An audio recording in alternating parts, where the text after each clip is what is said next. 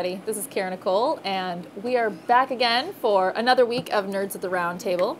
We're here at Gotham City Comics and Coffee with our lovely other owner, Miguel. That's me. And our great new guest, Ben Glendenning. So why don't you tell us a little bit about yourself, Ben? About myself? Well, I'm an Arizona local here, and I've been self-publishing since high school, which goes back quite a few years. I do a lot of sketch cards, a lot of self-published comics. Tin Star Tex is actually one of mine that I'm currently doing, and we'll have new ones at Phoenix Comic Con. But sketch cards, I've done Marvel, DC, the Spirit movie, things like that. Doing that for quite a few years. Awesome. Well, great. So let's get started here today. And first, I want to touch on this GearHearts SteamPunk Glamor review. Now, this is just a compilation of some short stories and some cosplayer interviews. There's some photographs and some writer interviews, I believe. So this is definitely something to pick up and take a look at. Did you guys both take a look at this? I took a look at it, and it is definitely it's something different that you really never see magazines do, or comic book in general, of focusing on cosplayers, and more specifically, steampunk cosplayers.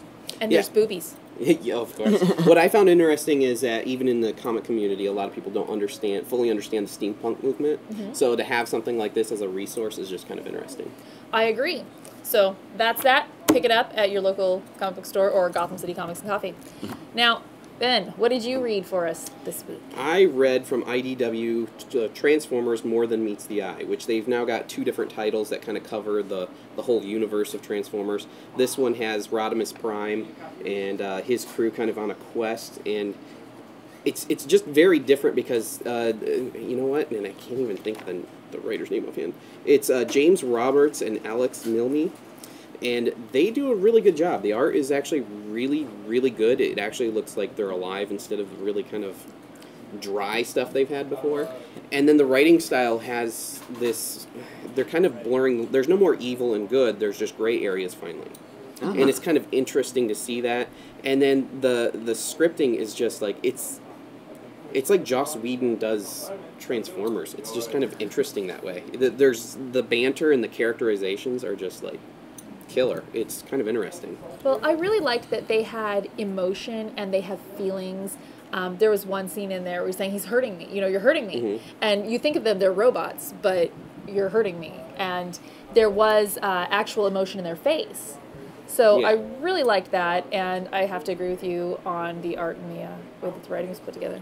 I think one of the best things that they're doing with the new Transformer stuff is they're not having it jumbled by all the past continuity that has gone on in all the other books, where there hasn't been any kind of continuity or timeline. It's just been in different time periods of all the Transformer stuff, so you never know what's actually worth reading. And what's nice too is this is only the 3rd issue in, and they're already building onto a lot of different new mythology, like the Spark Eaters and things like this. Oh, Spark I'll leave Eaters. that for you guys to read, but there's just some interesting nuances in mythology they're putting into it. Now, I read Saga. This interested me. I'm glad I picked it up. This you must be 18 or older to read. I did like the art. I thought that the art was very well done, and there's a baby breastfeeding on the cover. This story is actually done from the point of view of this child. So I thought that was very interesting. You open it up, and you're in shock. She's giving birth. And this baby, she talks about her parents. She's watching her parents. But you're seeing it sort of, it was interesting. It was like sort of through her perspective. Yeah. These are my parents. This is my family. I saw a lot of social nuances in it. A lot of things you would see people in public saying, the way that they feel about this, a lot of, I don't want to use the word propaganda, but I guess I see a lot of people say, I'm different, I'm not like everybody, but they're all the same people doing it. Yeah, the box, or the book has its own soapbox that it's on. Yeah, it does. But it's a very interesting story. I would definitely pick it up again. It's very busy. You're not going to feel disappointed by putting your money on this. For myself, I'm not really gravitated towards those type of stories, although it did start out really kind of interesting and everything, and it kind of was building on itself kind of in a natural way. and then it just kind of took a twist in this, and it kind of went overboard. It just kind of, it jumped the shark for me. It jumped the shark already? It did, right in like mid-issue, actually. Okay, Miguel? It kind of jumped for me. I gotta go with Ben. It just really wasn't feeling it. Breastfeeding on the cover kind of disturbed me a little too. You know what it is? Kind of awkward. It's kind of awkward on the cover. From a writing standpoint, it just seemed like there was conflicting ideas. Like he's just trying to throw everything in there, and they just kind of conflicted against each other. See, and I agree with you both, but I think I will give it a chance. This is the first issue, so let's see what we got going on a little bit more in the future. All right, Miguel. I read Batman and Robin issue number 7. This ends the first story arc in this book, which has actually been my favorite of the Bat titles. It's been probably the lesser known one out of them all, I think next to Detective, but my whole thing of it is I've always been a Batman and Robin fan. Batman has always needed Robin. There's always that balance of the light and the dark. Right. Always a great dynamic. But now it's even more interesting because now it's Bruce and Damian, his actual legitimate son. It's not his ward or an adopted son. It's actually his son. So there is a lot more caring in Batman. There's that extra, because before it's, yes, he's still... Added to that, though, there's more frustration from his too, because... Which is, that's where I find it interesting. Oh, yeah, because he doesn't have control over Damian. Damian's not following every little thing that Batman says because... A child follow his parents' every wish and whim? I couldn't imagine raising a 10-year-old that has been trained by the League of Assassins to kill people. See, and I hadn't kept up on it, but when I saw Damian, I'm like, wow, what is he, 4? And you're like, he's 10. I'm like, oh.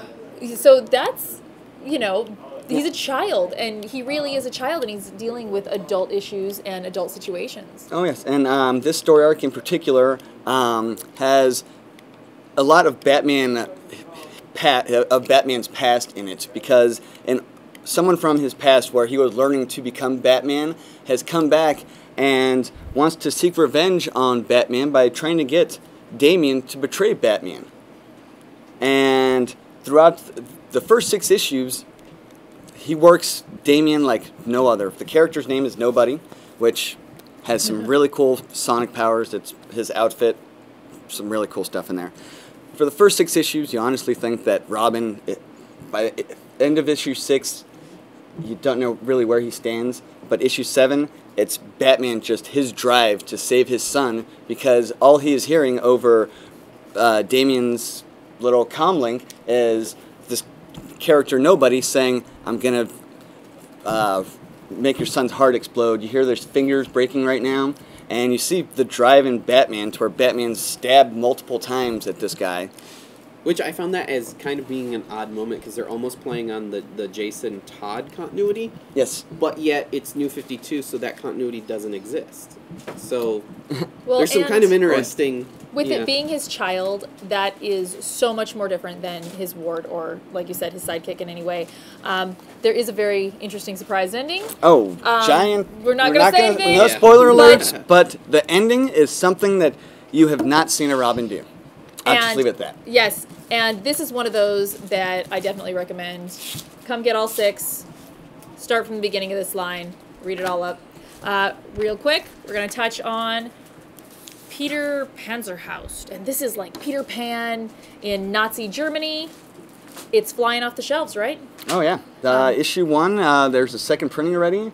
And for a small press, I mean, even though it is an image book... Yeah, but it's Shadowline, and Shadowline is known for really taking some risks on material. Oh, and on independent books, Jim Valentino's line, he's exactly always been more of the underground feel of things. Right. And going not so mainstream.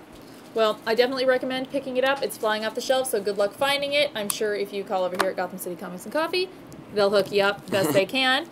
And I think that's all we have here for today. So we want to say thank you to Ben Glendenning, and thank you to Miguel at Gotham City Comics and Coffee, and we'll see you next week. Take care.